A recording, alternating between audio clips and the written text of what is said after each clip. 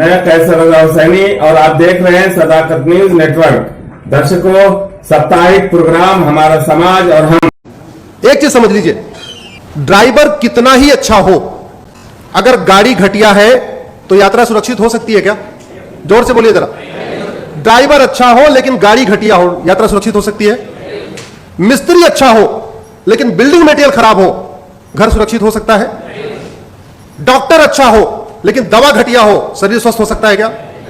ऐसे ही शासक कितना ही अच्छा हो, कितना ही मेहनती हो, कितना ही ईमानदार हो, कितना ही राष्ट्रभक्त हो, लेकिन अगर कानून घटिया है, न्यायिक व्यवस्था जो है कमजोर पड़ गई है, तो याद रखिए न माओवाद कम होगा, न नक्सलवाद कम होगा, न अलगाववाद कम होगा, न धर्मांतरण कम होगा, न जिहाद कम होगा, न मजहबी उन्माद कम होगा, न कट्टरवाद कम होगा, न घूसखोरी कम होगी, न जमाखोरी कम होगी, न मिलावटखोरी कम होगी, न कालाबाजारी कम होगी, न नशा तस्करी कम होगी, न मानव तस्करी कम होगी, कुछ भी कम नहीं होगा।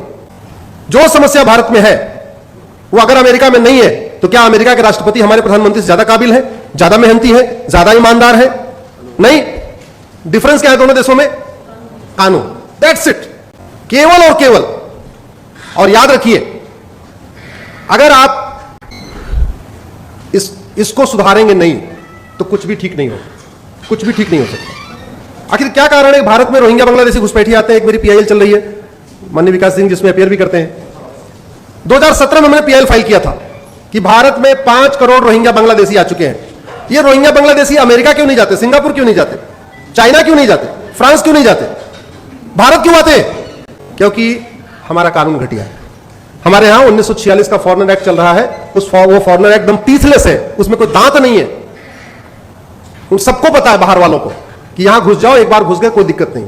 और जो सबसे बड़ी समस्या है, एक कड़वी सच्चाई, आप इसको समझिए, घुसपैठिए घूस दे के आते हैं, घूस दे के आधार बनवाते हैं, घूस दे के राशन कार्ड बनवाते हैं, घूस दे के बर्थ सर्टिफिकेट बनवाते हैं, घूस दे के ड्राइविंग लाइसेंस बनवाते हैं, और घूस दे के वोटर आईडी बनवाते हैं। अब सवाल यह है कि भारत में लोग 2-3 हजार रुपए दे के 5-5 मतलब 10-12 हजार रुपए में 5-6 डॉक्यूमेंट तैयार करा लेते हैं। ऐसा अमेरिका सिंगापुर में क्यों नहीं करा लेते? क्योंकि हमारे यहां आप फर्जी डॉक्यूमेंट बना दीजिए आधार। अब वो आधार आपने फर्जी बनाया, यह सिद्ध करने के लिए कम से कम डिस्ट्रिक्ट कोर्ट से लेकर सुप्रीम कोर्ट तक आपको लड़ना पड़ेगा। हमारे यहां लोग फर्जी पासपोर्ट बना के क्यों, कैसे दे देते हैं? फर्जी ड्राइविंग लाइसेंस, घर बैठे बैठे ड्राइविंग लाइसेंस मिलता है कि नहीं मिलता?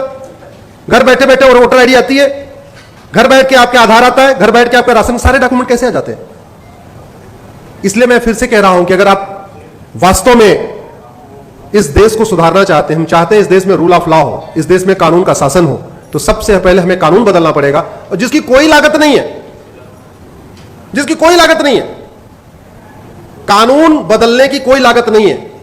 हम हजारों करोड़ रुपए खर्च करके हाईवे बना लेते हैं, हजारों करोड़ रुपए खर्च करके एयरपोर्ट बना लेते हैं, हजारों करोड़ खर्च करके हम रेलवे लाइन की बिछा लेते हैं, लेकिन हम कानून नहीं बनाते जो फ्री बन सकता है।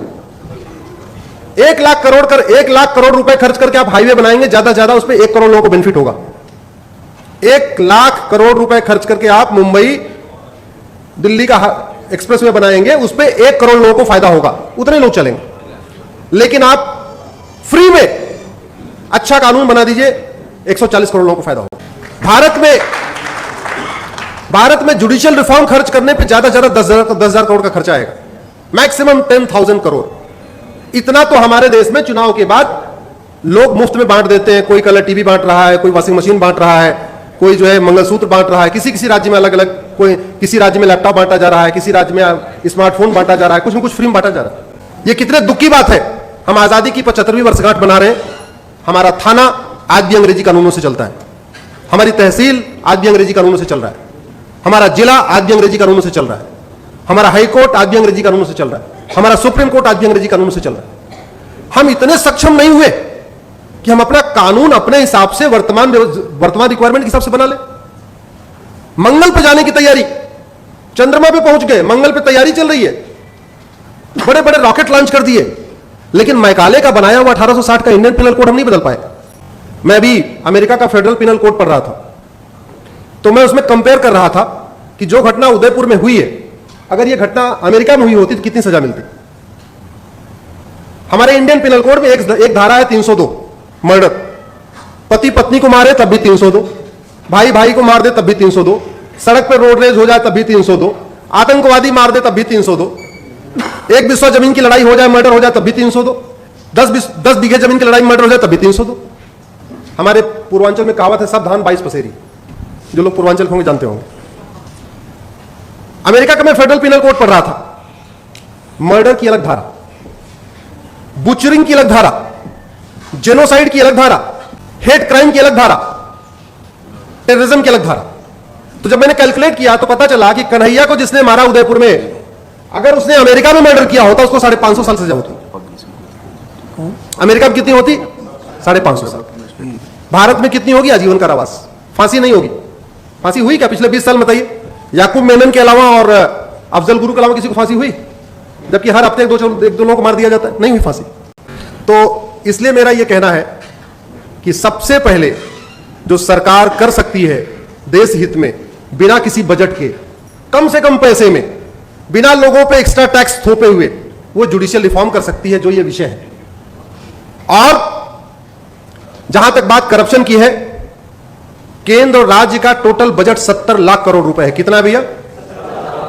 इस 70 लाख करोड़ का 20% घूसखोरी, कमीशनखोरी, दलाली, कटमनी, तोलाबाजी में चला जाता है। 70 लाख करोड़ का बजट का 20% का मतलब हुआ 14 लाख करोड़। यह 14 लाख करोड़ बचाया जा सकता है। यह 14 लाख करोड़ बचाया जा सकता है अगर उसमें गंभीरता के साथ चर्चा हो। कैसे बच सकता है? सरकार 80 करोड़ लोगों को मुफ्त में राशन दे रही है। इसका मतलब 80 करोड़ लोग पर डे 150 रुपए से कम खर्च करते हैं। सरकारी आंकड़े बताते हैं कि 110 करोड़ लोग पर डे 100 रुपए से कम खर्च करते हैं। तो भारत के 110 करोड़ लोग पर डे 100 रुपए से कम खर्च करते हैं, यानी 80% लगभग। जो 20% लोग 100 रुपए से ज्यादा खर्च करते हैं, उनके पास एटीएम है, पेटीएम है, भीम है, यूपीआई है, डेबिट कार्ड है, क्रेडिट कार्ड है। तो फिर ये 500 और 2000 की नोट किस लिए? जो 20% लोग 100 रुपए ज्यादा खर्च करते हैं, उनके पास सब है। जो खर्च नहीं करते उनको 2000 नोट की जरूरत नहीं है। अगर हम 100 रुपए से बड़ी नोट बंद कर दें तो 25% भ्रष्टाचार तुरंत खत्म हो जाएगा। तुरंत खत्म हो जाएगा। और भ्रष्टाचार खत्म होने का मतलब 25% भ्रष्टाचार खत्म होने का मतलब 25% घुसपैठ खत्म हो जाएगी, 25% धर्मांतरण खत्म हो जाएगा, 25% अलगाववाद खत्म हो जाएगा, 25% आपका खालिस्तानी अलगाववाद खत्म हो जाएगा। सभी जितनी देश विरोधी गतिविधियां हैं सब 25% कम हो जाएंगी, क्योंकि कोई भी देश विरोधी एंटी नेशनल एक्टिविटी फ्री में नहीं होती, सब बाकायदा पैसे से होती। ताजा अपडेट के लिए देखते रहिए सदाकत न्यूज नेटवर्क। बहुत जल्द फिर हाजिर होंगे कुछ खास खबर के साथ। तब तक हमें इजाजत दीजिए। अपना और अपनों का ख्याल रखिए। सदाकत अखबार सिर्फ अखबार ही नहीं, आपका दोस्त भी है। इसे पढ़िए और दोस्तों को भी पढ़वाइए। ताजा अपडेट के लिए देखते रहिए सदाकत न्यूज नेटवर्क। हमारे चैनल को लाइक कीजिए, सब्सक्राइब कीजिए और शेयर कीजिए।